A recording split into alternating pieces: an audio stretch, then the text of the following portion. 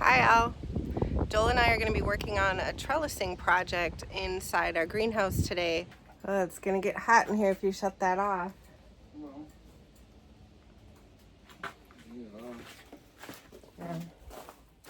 These are 8-foot posts, right hun? These posts are all 8 feet. Actually, because they go on the ground 2 feet. Yeah, these are 8 feet. We put 2 feet on. Yeah. So we had 8-foot posts. I don't remember if that's what it said to use in the instructions for the greenhouse in the snow kit, but that's how we understood it. So we have 8-foot posts. They're mostly about 24 inches in the ground. So it made it so that we had a brace from here all the way to here. And so we were always ducking under those. I'll try to add a little video from that. It was a huge pain in the butt. So by adding a 2-foot section right here to that post and then moving these braces up, we can now walk under the braces like Joel is doing. So that is what we're going to use today for trellising these tomatoes, because they'll grow all the way up there and they'd probably grow taller if I let them. And for our tomato contest, if you guessed 73 tomatoes, you are the winner. And I will contact you through YouTube comments. I just want to mark a spot to drill, but you want the cable to be in the middle of the plants, right? Oh, yeah. So what are they off of this? 4. 4. 3 and actually 3. I could go 3.5. It really doesn't have to be exact. Yeah. You'll notice that those over there, how the tomatoes are kind of back behind it and the string leans out. It really doesn't matter. He's gonna make this very precise. Yeah. This is one of the opposite things about Joel and I. He will measure to the 16th of an inch and I'll be like, that looks good. Gotta build it right. I know. Where's my you drill? always do. But you can't find your drill. I found it. It's right there. Yeah, there it is.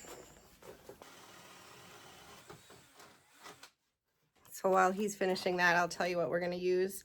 And this is a tomato trellis that I learned from Huw Richards. If you don't know who he is, he's a gardener in the UK. This is a 20 gauge wire. This is a turnbuckle, so I can tighten and loosen this wire. Okay.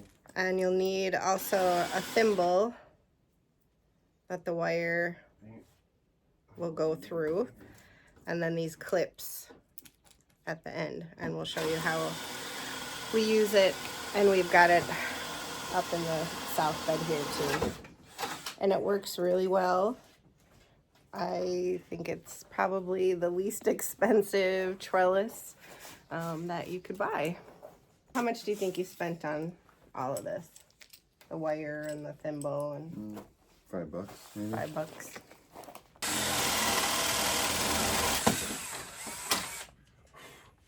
So you'll notice we don't have a tall brace on this one here, and I have tomatoes under that. So Joel chipped away at some of the foam insulation and attached a board there. What did you screwed it to the steel frame? Yes. Okay. Yeah, it was challenging. Getting into the steel frame, so it's fun. Oh, yeah. Did you have to use more than one drill bit? No.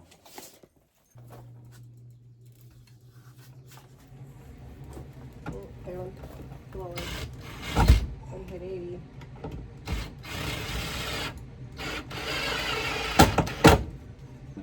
Here's the wire.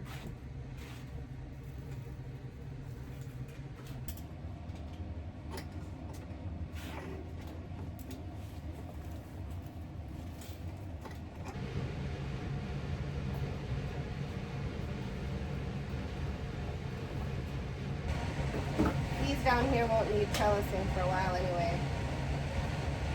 So we'll be able to get through 2 more sections, and then we'll need 2 more.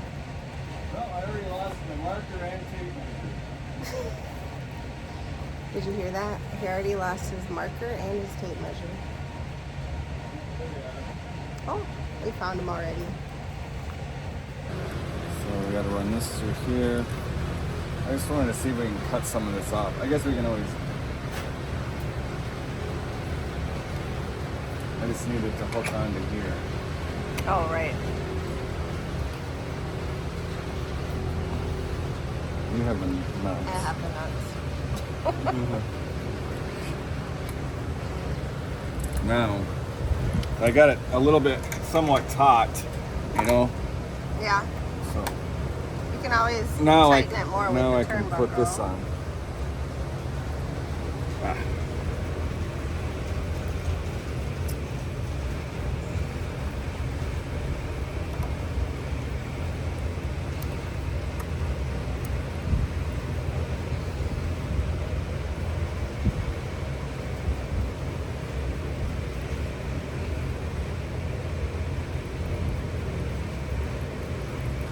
We should be able to tighten it now. Okay.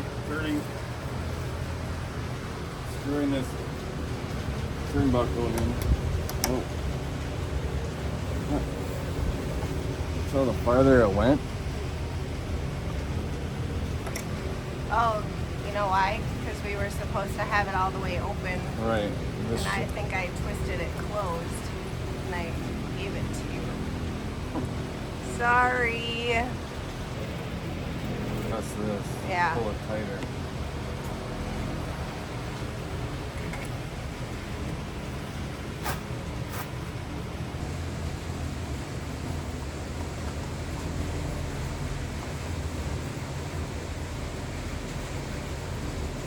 Yeah, but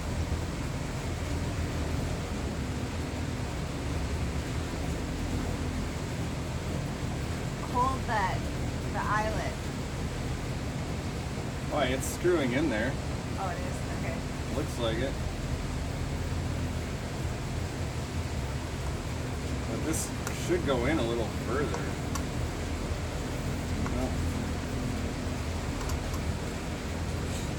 Check it, see if it seems like it's enough. Not tight enough? No, I think it's fine.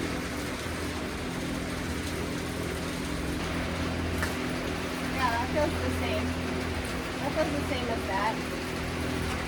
And this has worked. Okay. So what our concern with was a little bit here is that it's not taut enough. Well, we didn't get this on here either. Well, that'll add a little to it. That'll make it a little tighter. You can just loosen it at the turnbuckle and probably get that on there. I don't even know that really needs it. Okay. All right. But the only, so now, Yeah. because we don't have a brace coming up here, Right. there's a little bit more give here. I mean, it's only 3 tomato. No, sorry, 6 tomatoes on there, I guess. Want to try one more time?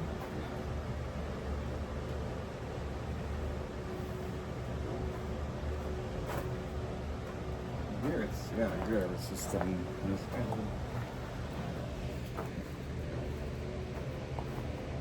So it's just down there that it feels too loose to you? Well, I mean, if you think it's fine, but don't they start putting a lot of... Yeah, they put weight on, but it's not going to go anywhere. It's not like it's going to be so heavy that it's going to pull that No. off the wall. And there'll be weight on it over here, so it'll kind of balance itself out. I'm not worried about it, Okay. but I've had you know, 50 pounds of tomatoes on this other one, and it's been fine. Okay, well, I'm gonna start trellising. What? So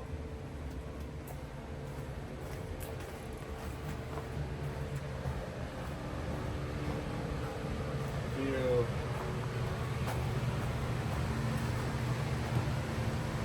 so I took some of the turnbuckle, I went back with it, so there's threads showing here, Right.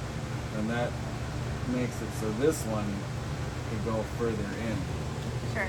and so then that tightened the tension So a now bit more. show me. Does that feel tighter? Yeah, it's definitely tighter. You feel it. Okay. Oh yeah. Okay, that's better than over there actually. Sometimes all it takes is for me to leave the scene and Joel figures everything out. So you're leaving? You're not gonna Bye. stay with me for the fun part? Nope. I did my part. Alright, so where did I put the tomato clips? So for my tomato trellising system, I'm using some tomato clips. I just got these from Johnny's. They're actually compostable, so I don't have to try to unclip them all at the end of the season. And then I'm using also compostable tomato twine.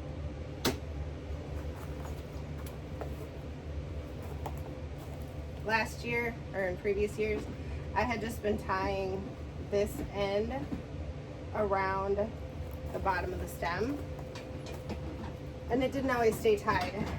So I'm hoping these tomato clips do better. So how this works is you just put, you see there's a little channel right here, this little channel, and you put the twine, I'm trying to look at the camera and do this, in the channel, and then when I clip it closed, it'll be locked in there. See how it doesn't come through?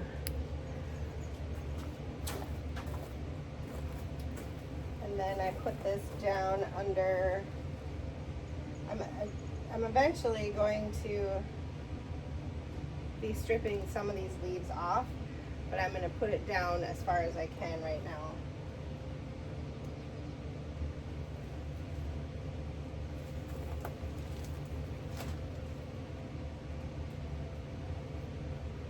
And I'm just going to wrap the twine around the main stem.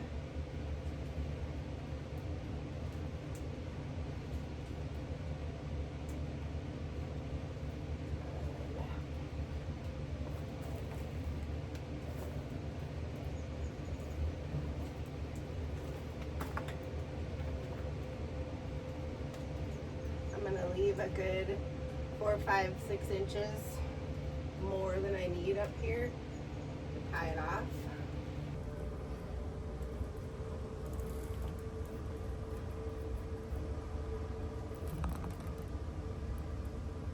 And then I do a slip knot right here. So if I ever have to adjust it, oops, I can.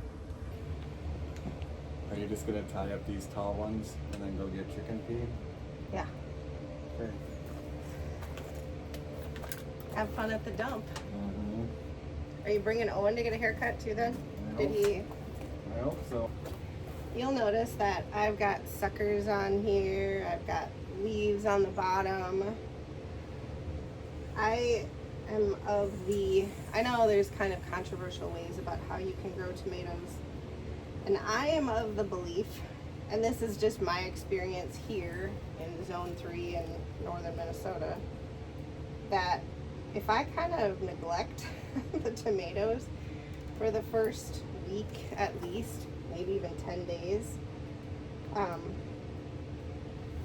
they tend to have less transplant shock.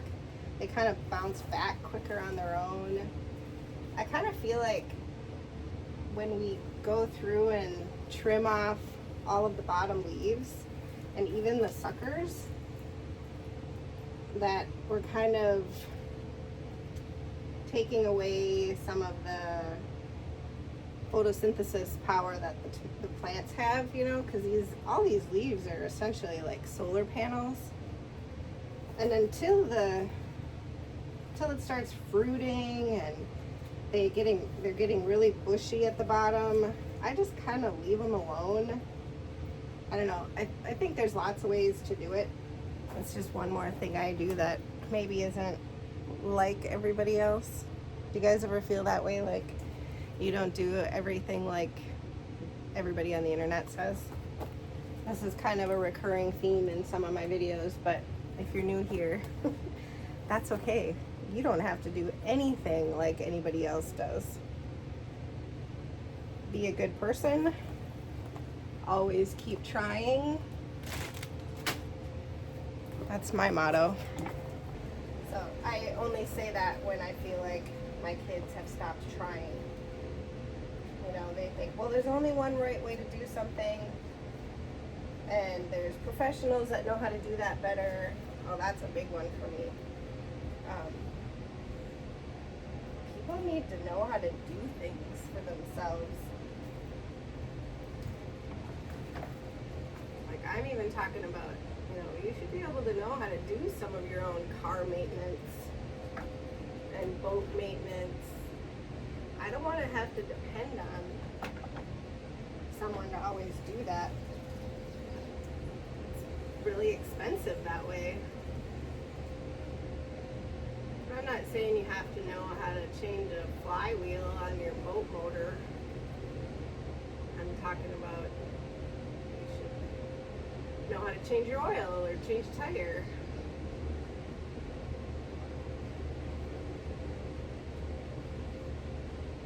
I think that makes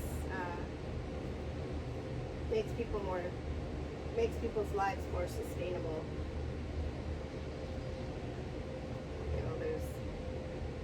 One major part of considering yourself sustainable. And I'm not saying I want to be able to, you know, grow 100% of my own food. I rely on other farmers too to do that. But it's more expensive. If I always have to rely on somebody else to fix everything, that gets really spendy, especially when you do something like homesteading. Actually, for anything. If you have a, you know, big house in the suburbs, that's just as expensive, probably more.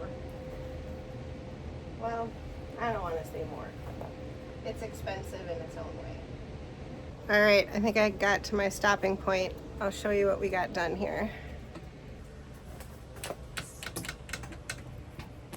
So these are the largest tomatoes. I planted them 3 weeks ago. Sorry, I'm trying to move around by some wires here.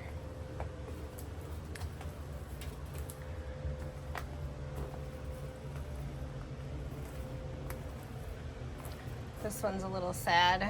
They get a little sad when they're in the direct shot from that fan there. We still have to get that turned a little bit. But I was able to trellis it, and that'll give it some stability.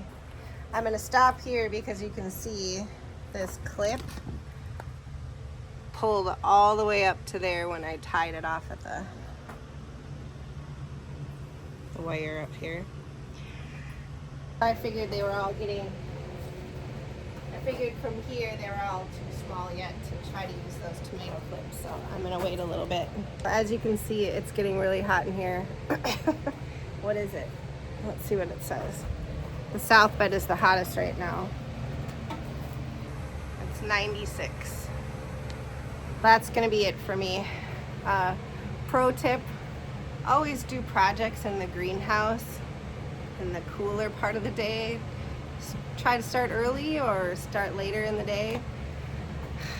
I don't know. I never follow that. I'll tell people all day, but here we are. It is, what time is it? Actually, I didn't do too bad. It's only noon right now, so, but it is hot. So I'm going to be done today, and I wanted to thank you very much for hanging out with me. If you are considering a greenhouse in the snow or you have one, we'd love to hear what modifications you've made. And thanks again, and we'll catch you next time.